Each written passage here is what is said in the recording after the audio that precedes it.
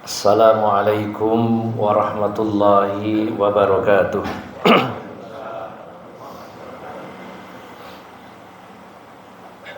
Alhamdulillahi hamdan katsiran thayyiban mubarakan fi kama yuhibbu rabbuna tabaraka wa ta'ala wa yarda. Ashhadu an la ilaha illallah wahdahu la syarika lah wa ashhadu anna Muhammadan abduhu wa rasuluhu la nabiyya ba'dah. Allahumma salli wa sallim wa barik ala nabiyyina Muhammadin wa ala alihi wa sahbihi ajma'in. Wa qala Allah ta'ala fi kitabihil karim, ya ayyuhalladzina amanu taqullaha haqqa tuqatih wa la tamutunna illa wa antum muslimun. Wa qala Allah ta'ala ayyudha fas'alu ahla dzikri in kuntum la ta'lamun. Amma ba'd, para alim ulama, para ustaz, para sesepuh yang senantiasa saya hormati, bapak-bapak dan ibu-ibu jamaah Masjid An-Nur yang dirahmati Allah Subhanahu wa ta'ala. Alhamdulillah, kita sangat bersyukur kepada Allah Subhanahu wa ta'ala. Pada pagi hari ini selesai melaksanakan salat subuh secara berjamaah, lalu dilanjutkan kita duduk bersama untuk belajar bareng, mendalami tentang ajaran Islam, dan juga dalam upaya tajdidul iman, untuk memperbaharui, menyegarkan, merefresh keimanan kita kepada Allah Subhanahu wa ta'ala. Banyaknya godaan dan fitnah selama kehidupan kita, maka semuanya mari kita perbaiki, kemudian kita bersihkan keimanan kita dengan hadir di majelis ilmu. Karena dengan hadirnya kita di majelis ilmu, kita mendapatkan pencerahan, kita mendapatkan motivasi yang menyemangat kita untuk beribadah kepada Allah. Dan juga dengan hadir di majelis ilmu, bila ada kekeliruan dan kesalahan kita, maka kita mendapatkan nasihat yang meluruskan dan mengoreksi kesalahan kita. Dan satu lagi Bapak Ibu jamaah sekalian, hadirnya kita di majelis ilmu adalah dalam rangka upaya menjawab setiap tantangan dalam kehidupan kita. Maksudnya seringkali di kehidupan kita sehari-hari, baik secara offline maupun online, kita mendapati hal-hal yang butuh jawaban. Mungkin ada tuduhan, mungkin ada syubhat, mungkin ada hal-hal baru yang perlu kita luruskan, sedangkan kita memiliki keterbatasan, maka kita butuh jawaban, butuh solusi. Bila itu sesuatu yang rancu, kita butuh untuk menyingkapnya. Maka hal ini bisa kita upayakan untuk mencari solusinya adalah dengan hadir di majelis ilmu, bertanya kepada guru-guru kita, dan membaca referensi-referensi yang kita miliki secara lebih mendalam lagi. Sebagai contoh Bapak Ibu jamaah sekalian, yang saya angkat pada pagi hari ini adalah banyak sekali komentar, dan juga mungkin itu bisa berupa sebuah ceramah yang menyatakan bahwa ketika kita mengatakan mari kita kembali kepada Quran dan hadis, ini sering kita dengung-dengungkan. Mari kita jadikan Al-Quran dan hadis sebagai dasar, mari kita berpegang teguh kepada Quran dan hadis. Bahkan kadang kalimatnya mari kita kembali kepada Quran dan hadis. Lalu ada perkataan yang mungkin kita butuh untuk meluruskan, karena ada sebagian dari saudara kita yang memahami bahwa kalau orang itu kembali kepada Quran hadis berarti sudah nggak mau dengan ulama gitu. Bahkan nun sewu ada tuduhan secara khusus yang ditujukan kepada Muhammadiyah dan juga yang sefrekuensi dalam arti yang mendengungkan Quran hadis. Ada yang sampai dalam taraf tuduhan bahwa Muhammadiyah dan juga yang lainnya yang mendengungkan mengajak pada Quran hadis adalah pemutus mata rantai keilmuan ulama karena fokus Quran hadis. Terus bagaimana dengan pendapat ulama? Bapak Ibu bisa mendapati pembahasan ini saya ambil dari dua situs. Yang pertama dari muslim.or.id, kemudian dari muhammadiyah.or.id.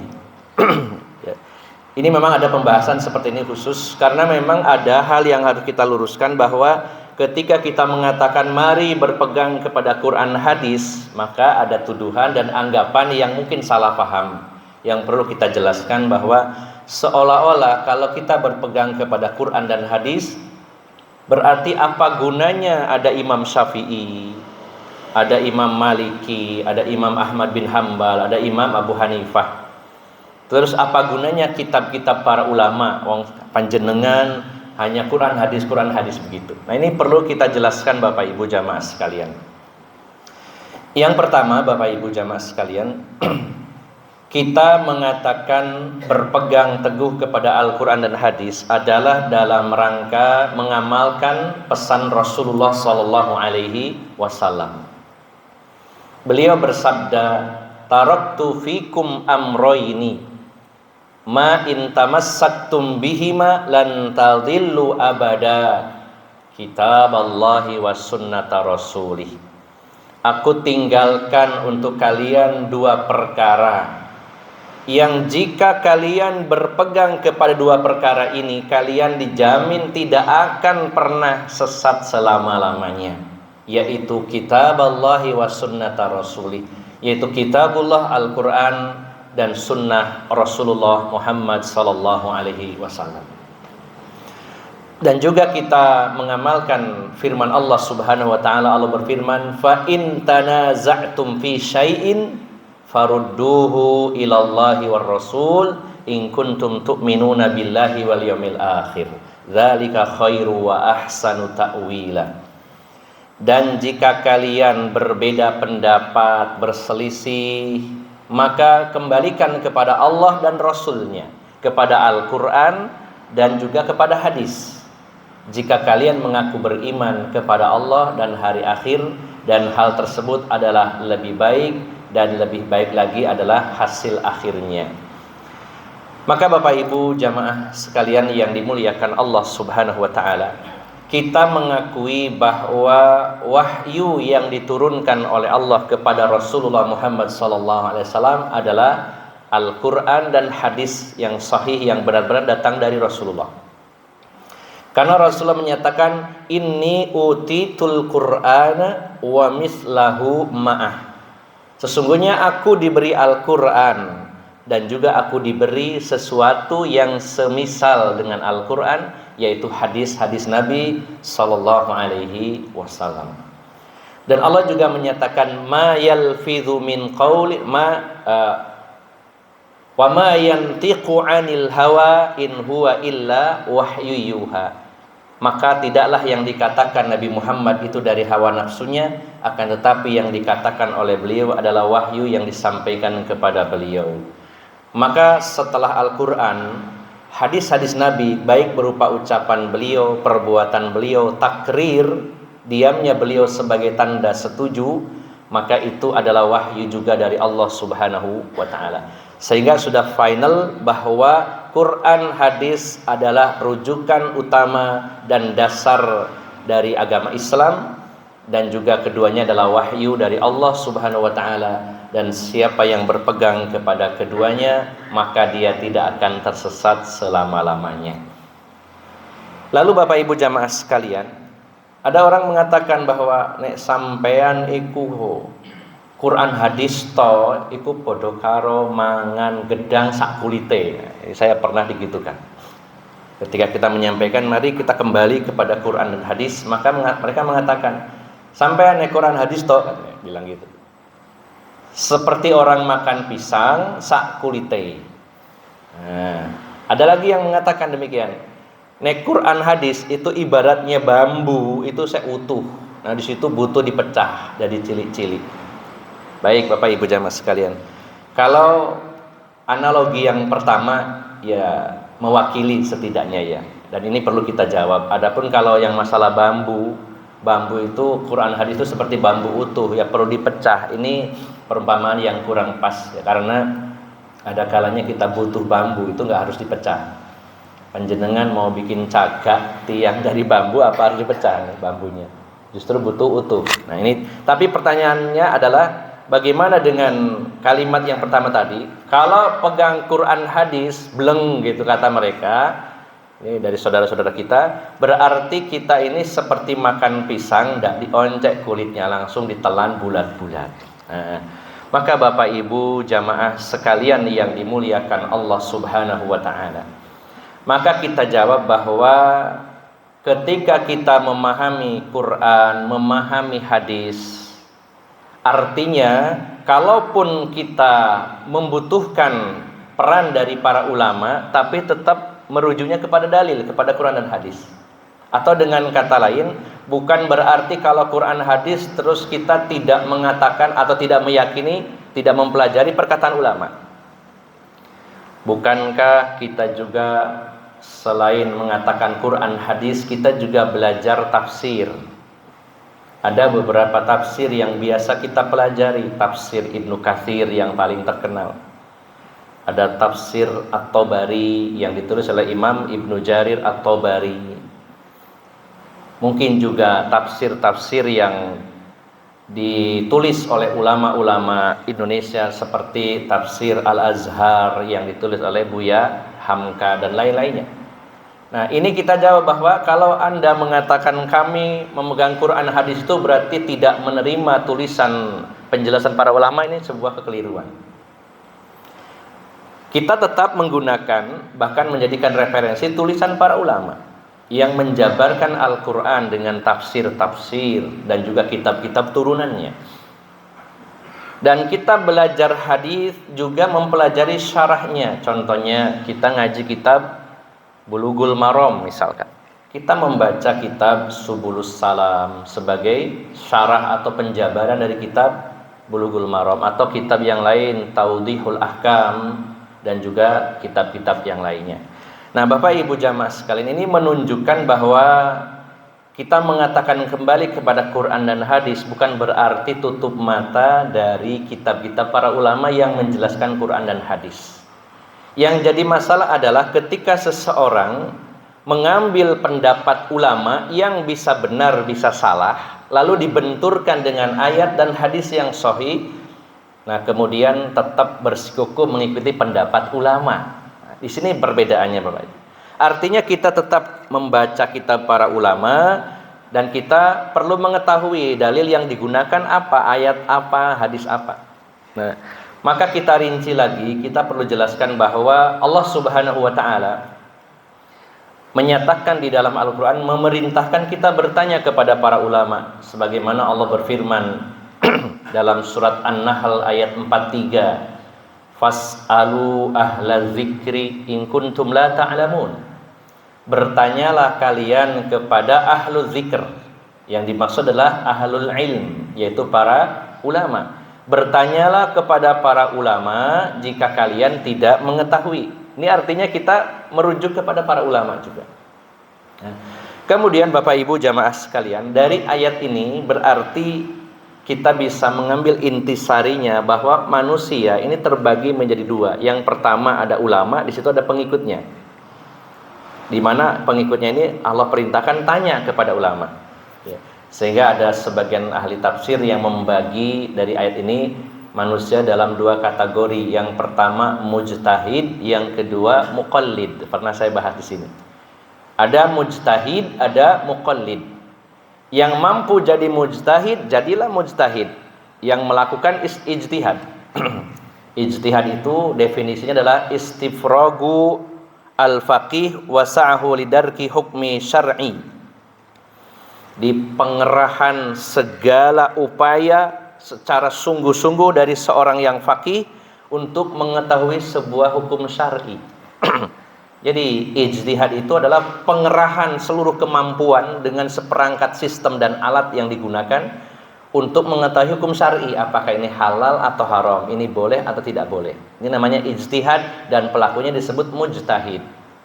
Nah, kalau kita mampu menjadi seorang mujtahid, dipersilakan kita jadi seorang ulama mujtahid. Kita membahas satu ayat, dikupas sampai dalam, ini hukum yang terkandung di dalamnya bagaimana. Kemudian jika ada satu permasalahan yang muncul yang tidak terjadi di zaman Nabi, di zaman sahabat, hanya terjadi di zaman sekarang, di situ ada ijtihad. Dicari dengan seperangkat alat yang dia miliki untuk mencari status hukum. Nah, maka ini adalah ulama mujtahid. Dan seorang ulama mujtahid itu memiliki skill yang sangat multi skill, kalau saya katakan, memiliki banyak kemampuan yang kalau dilihat-lihat dari kemampuan itu saya jauh dari itu. Panjenengan mungkin ada yang seperti itu.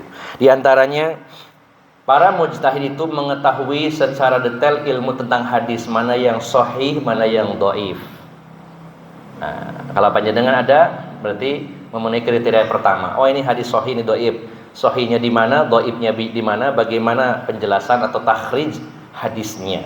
Penelusuran, takhrij itu adalah penelusuran hadis, ini adalah sahih atau dhaif. Ini kriteria pertama. Kemudian yang kedua, ulama mujtahid itu ulama yang menguasai ilmu bahasa Arab secara mendalam, seluk-beluknya bahasa Arab, sehingga dia bisa mengungkap makna yang terkandung dalam ayat, dalam hadis. Ilmu-ilmu yang berkaitan dengan bahasa Arab. Kemudian mengetahui secara mendetail ilmu-ilmu yang dikaitkan dengan ilmu usul fikih, ya. Memahami asbabun nuzul, kemudian juga mengetahui ijma yang sudah ada. Artinya di masa lalu ada nggak ijma tentang masalah ini, sehingga tidak butuh lagi ada ijma yang baru, misalkan begitu. Kemudian juga memahami tentang nasikh, mansukh, dan alat-alat lainnya. Bahkan sebagian ulama ada yang memberikan kriteria harus hafal Quran 30 juz dan hafal sekian ratus hadis Nabi SAW. Ini adalah levelnya para mujtahid. Nah, kalau kita tidak mampu menjadi seorang mujtahid, berarti kita mengikuti muqallid. Ya, artinya melakukan taklid. Nah, di sini ada kita perlu menjelaskan bahwa taklid dan orang yang disebut muqallid itu ada dua. Yang pertama ada muqallid yang terpuji dan yang kedua yang tercela. Yang terpuji artinya kita mengikuti pendapat dari para ulama dengan mengetahui ulama ini menggunakan dalil apa, ayatnya apa, hadisnya apa, dan kita tidak fanatik dengan pendapat tersebut, karena bisa jadi akan ada pendapat lain di kemudian hari yang lebih kuat dari pendapat itu. Maka ini silakan kita muqallid, karena jadi mujtahid juga belum mampu. Tetapi kalau muqallid taklid buta, pokoknya apa jari kiai pasti bener, gak mungkin kiai salah. Ketika ada orang lain menjatakan ini pendapat ini salah atau pendapat ini lemah, dia fanatik dengan itu, tidak mau menolak, bahkan menolak ayat dan hadis Nabi SAW. Nah, inilah taklid yang dilarang di dalam Islam. Allah nyatakan wala taqfu ma laisa laka bihi ilm. Kamu jangan mengikuti apa yang tidak ada ilmu di dalamnya. Jadi Bapak Ibu jamaah sekalian yang dimuliakan Allah Subhanahu wa taala, ambil jalan tengahnya adalah kita memang benar berpegang kepada Quran dan hadis, tapi juga tidak menutup mata mengikuti pendapat para ulama mujtahid, karena kami adalah muqallid, di mana pendapat itu kita ikuti berdasarkan dalil juga, kembalinya merujuk kepada Quran dan hadis, dan tidak fanatik dengan pendapat itu. Kita pegang, tapi boleh jadi suatu saat mungkin kita beralih mengikuti pendapat yang lainnya. Nah, berbeda dengan orang yang taklid buta, dia totalitas, pokoknya opo jari ulama wis bener, ya. Kalau ada yang lain nggak mau, ya. Ada yang lebih kuat disampaikan dalilnya, tidak mau. Ini yang saya ikuti. Ini tentu adalah taklid yang dilarang di dalam Islam. Yang terakhir Bapak Ibu jamaah sekalian, kalau begitu ada satu pertanyaan lagi. Apakah kita harus bermadhab? Karena juga ada tuduhan kepada kita bahwa ini nggak punya madhab. Bapak Ibu jamaah sekalian yang dimuliakan Allah Subhanahu wa taala. Kalau kita merunut pada sejarah perkembangannya, artinya mazhab itu tidak muncul dalam hitungan satu hari. Tiba-tiba Imam Syafi'i bangun di pagi hari lalu mencetuskan mazhab Syafi'i, seperti tidak. Ada mata rantai yang secara bertahap sangat panjang dan bahkan itu sudah dimulai sejak zaman para sahabat, sejak zaman Rasulullah sallallahu alaihi wasallam. Namun begini Bapak Ibu jamaah sekalian, di zaman Nabi di mana Rasulullah masih hidup, beliau masih ada, perbedaan di kalangan sahabat itu sudah ada, tetapi ketika ada perbedaan langsung dikonsultasikan kepada Rasulullah, maka Rasulullah memberikan keputusan ini yang benar, ini yang salah. Oh, ini yang benar, yang ini tidak masalah. Ada seperti itu. Sebagai contoh di zaman Rasulullah, karena tidak selalu para sahabat itu 24 jam bareng sama Rasulullah. Ada kalanya para sahabat itu melakukan satu perjalanan yang jauh, tidak bersama Rasulullah, tidak ada telepon. Kalau ada telepon enak, Rasulullah ini ada masalah, saya mau nanya. Kan dulu tidak ada telepon, Pak. Menyampaikan pesan bisa berbulan-bulan. Ketika ada sebagian sahabat melakukan perjalanan dan tidak bersama Rasulullah, padahal Rasulullah masih hidup, tapi karena jauh dengan Rasulullah dan tidak mungkin dalam waktu yang singkat bertanya kepada beliau, maka para sahabat berijtihad. Ketika tidak mendapati dari ayat maupun dari hadis, mereka berijtihad. Contoh dalam sebuah perjalanan, sahabat Amr bin As pernah tidak mau berwudu karena airnya sangat dingin, lalu beliau bertayamum. Hal ini dilaporkan kepada Rasulullah SAW dan Rasulullah membolehkan. Kalau memang dinginnya ini membahayakan, maka boleh tayamum.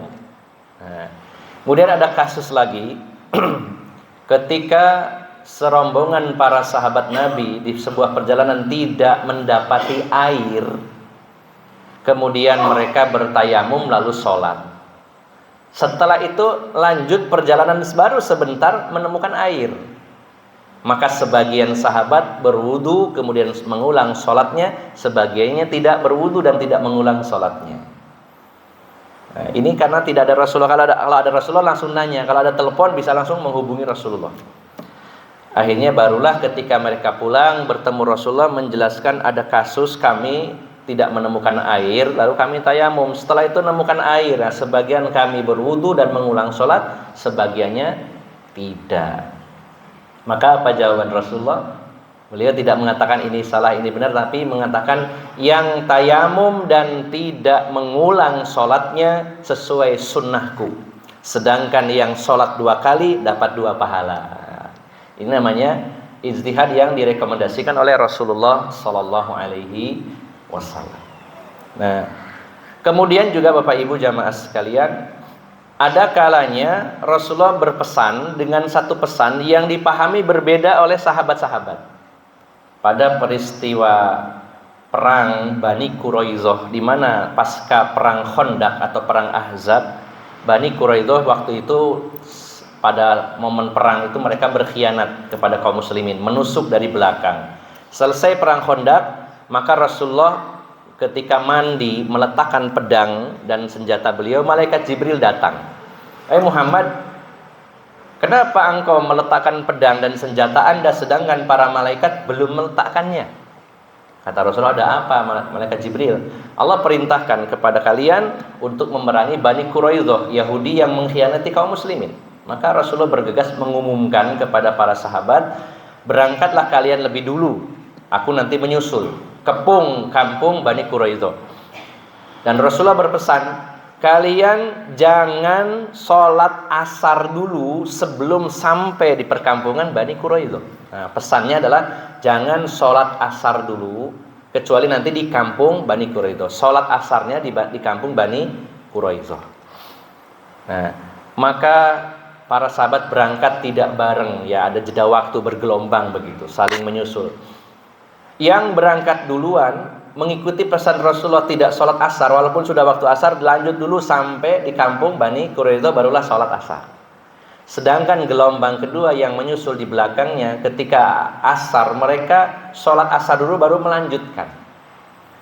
Karena memahaminya, oh Rasulullah mengatakan sampai dulu di kampung baru sholat asar, tapi perkiraan kita kalau dilanjut ini keburu maghrib, sholat dulu. Nah, itu namanya pesan yang sama dipahami berbeda, dan Rasulullah tidak menyalahkan kedua kubu tersebut. Dan kedua kubu tersebut juga tidak terjadi perseteruan, oh sampai pendapatnya kuat aku, api anakku, dan sebagainya. Tidak, selesai masalah itu. Nah ini Bapak Ibu jamaah sekalian, sejak zaman sahabat ada perbedaan-perbedaan, namun sedikit sekali, dan ketika itu ada Rasulullah diluruskan. Kemudian setelah wafatnya Rasulullah SAW, para ulama, bahasa kitanya mencar, artinya banyak di antara mereka yang berpindah lokasi. Ya, ada sahabat misalkan Ibnu Mas'ud pindah ke Kufah, dan di sana beliau mengajar punya murid banyak sekali dari kalangan tabi'in. Kemudian Ibnu Abbas dari Madinah pindah ke Mekah, mengajar di Mekah. Sebagian sahabat seperti Zaid bin Thabit, Ibnu Umar ada di Madinah. Nah ketika berjauhan seperti itu, maka terkadang muncul permasalahan-permasalahan baru yang membutuhkan status hukum, boleh atau tidak, halal atau haram. Sedangkan dicari secara detail rinciannya dalam Quran, dalam hadis tidak didapati. Tetap kembali kepada Quran dan hadis, tapi ini masalah baru yang tidak disebutkan secara detail dalam Quran dan hadis. Dan ini berlangsung terus, semakin jauh dari zaman Nabi, maka permasalahan umat Islam semakin banyak. Butuh fatwa-fatwa, butuh keputusan-keputusan hukum di sana. Semakin hari bertambah, oh ada masalah baru lagi, bagaimana pandangan Quran dan hadis. Nah di situ para ulamanya beristihad. Sampai pada masanya para ulama madhab, mereka memiliki metodologi dalam beristinbat, memutuskan status hukum. Imam Abu Hanifah punya metodologi sendiri, Imam Syafi'i ada sendiri, Imam Malik sendiri, Imam Hambali sendiri. Kemudian metodologi yang mereka gunakan diikuti oleh para ulama sezaman atau setelahnya. Jadi terbentuk secara alamiah, bukan berarti Imam Syafi'i, ayo kita bikin madhab Syafi'i, siapa yang mau ikut silakan melakukan registrasi, tidak seperti itu. Secara spontan saja, oh ini kayaknya metodologi yang digunakan Imam Syafi'i ini lebih baik, ikut ah. Padahal mereka juga para ulama. Bayangkan para ulama besar saja mereka mengikuti madhab Imam Syafi'i, ada yang Hanafi, Maliki, dan Hambali. Nah maka Bapak Ibu jamaah sekalian, ini adalah kurang lebih gambaran global sejarah munculnya para ulama madhab. Nah maka bagi kita ini ada kelonggaran, silakan mau mengambil salah satu madhab. Saya full, karena ini juga hanya berkaitan masalah fikih saja sebenarnya. Dalam masalah-masalah akidah, imam-imam madhab itu semuanya sama, tidak ada di situ pembahasan khusus. Pendapat Imam Syafi'i, misalkan tentang rukun Islam itu begini, Imam Maliki begini, tidak. Yang kita ketahui selama ini, pendapat-pendapat ulama madhab itu seputar masalah fikih, ya, tidak menyentuh dalam masalah akidah, karena akidah mereka sepakat. Nah, baik, ketika dihadapkan pada masalah apakah kita harus bermadhab atau tidak, maka silakan kita kalau mau bermadhab mengambil pendapat salah satu saja, ya, dengan alasan tadi karena kita adalah para muqallid, kita ikuti. Lalu bagaimana kalau tidak mengikuti satu madhab tapi kita mengambil dari semua madhab, mana yang lebih kuat kita ambil? Ini juga tidak ada salahnya, karena endingnya apa? Merujuk kepada Quran dan hadis. Nah maka Bapak Ibu jamaah sekalian, pada hari ini dan mungkin di banyak tempat tentunya, ketika ada madhab-madhab tadi, madhab Syafi'i, Maliki, Hanafi, dan Hambali, tapi pada faktanya juga muncul permasalahan-permasalahan baru yang tidak ditemui di zamannya para ulama madhab. Bagaimana kalau saya mengikuti madhab Syafi'i, tapi di sini ada masalah baru yang tidak dibahas oleh Imam Syafi'i? Maka di sini pun kita membutuhkan para ulama yang melakukan ijtihad, merujuk juga kepada pendapat sebelumnya, dan endingnya tetap kepada Quran dan hadis. Maka kita temui sekarang misalkan di Muhammadiyah ada majelis tarjih yang mengekstraksi, ya, meramu dari banyak madhab, dari banyak pendapat, dipilih, dirangkum, hasilnya ini. ada Dewan Fatwa Al-Irsyad Al-Islamiyah. Bahkan Nun Sewu di Nahdiyin pun ada Bahsul Masail. Bahkan di negara-negara tertentu punya dewan fatwa tersendiri, seperti di Saudi ada Lajnah Ad-Daimah, ya. Kemudian mungkin kalau di Indonesia ada MUI tapi di bidang fatwa ada juga. Ini artinya Bapak Ibu jamaah sekalian, kesimpulan akhirnya adalah kita kembali kepada Quran dan hadis, berpegang kepada Quran dan hadis, kita pegang erat-erat. Dan kita juga menerima bahkan mengkaji kitab-kitab para ulama yang kembali kepada Quran dan hadis. Nah, kemudian terkait masalah mazhab, maka kalaupun kita tidak bermazhab kepada salah satunya, bukan berarti anti dengan mazhab. Nah, kesimpulannya adalah kita walaupun tidak memilih salah satu, oh ini saya ikuti Syafi'i full, walaupun tidak memilih salah satu dari mazhab-mazhab itu, tetapi bukan berarti kita anti, apalagi melarang orang untuk bermazhab. Karena pada dasarnya bermazhab ini adalah cara untuk memudahkan kita memahami Quran dan hadis. Jadi Bapak Ibu jamaah sekalian, artinya ya kita memang kembali dan menjadikan Al-Quran dan hadis sebagai referensi, dan kita tetap membutuhkan para mujtahid sebagai orang-orang yang membimbing kita dalam memahami dan memudahkan dalam memahami Quran dan hadis. Sampai hari ini pun kita mengkaji kitab-kitab para ulama, membaca buku-buku para ulama, bukan berarti kalau Quran hadis yang penting ayatnya ini, hadisnya ini, titik. Tidak seperti itu juga. Ini adalah kesalahpahaman yang perlu kita luruskan. Kita jawab simpel saja, kalau dituduh sampai itu Quran hadis kayak makan pisang sak kulite, kita katakan bahwa kami juga dibantu oleh para ulama untuk memahami Quran dan hadis. Tapi kami tidak fanatik dengan pendapat ulama. Kalau pendapat itu bersesuaian dengan Quran hadis, kami ikuti. Dan kalau bertentangan, ya kami akan mengikuti pendapat yang lain yang bersesuaian dengan Quran dan hadis. Ini penjelasan yang bisa kita sampaikan.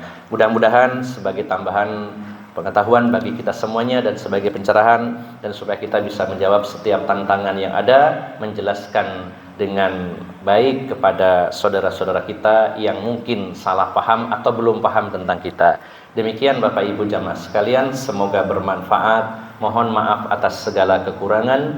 Aqulu qouli hadza wa astaghfirullah li wa lakum. Wa akhiru da'wana alhamdulillahi rabbil alamin. Subhanakallahumma wa bihamdika asyhadu an la ilaha illa anta astaghfiruka wa atubu ilaik. Wassalamu alaikum warahmatullahi wabarakatuh.